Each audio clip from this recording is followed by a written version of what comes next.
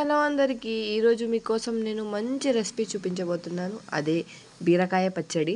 వేడివేడి అన్నంలో కాస్త నెయ్యి వేసుకొని తింటే రుచి చాలా బాగుంటుంది.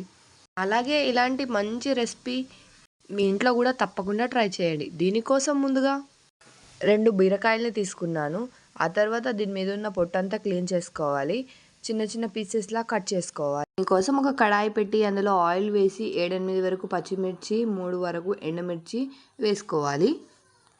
దీని తర్వాత ఇందులోనే కొంచెం బీరకాయ ముక్కల్ని వేసి వేయించుకుంటే సరిపోతుంది. ఈ వీడియోలో చూపిస్తున్నట్టు వేయించుకుంటే సరిపోతుంది.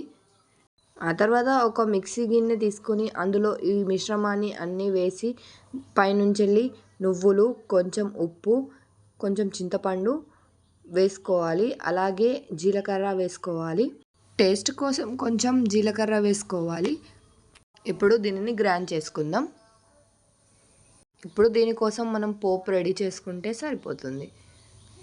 అలాగే ఈ వీడియో ఫస్ట్ టైం చూస్తున్న వాళ్ళైతే సబ్స్క్రైబ్ చేయడం మాత్రం మర్చిపోకండి. మనం పోపు రెడీ చేసుకున్నాం కదా, ఇప్పుడు ఇందులో వేసేసుకొని కలుపుకుంటాం. మన బీరకాయ పచ్చడి రెడీ.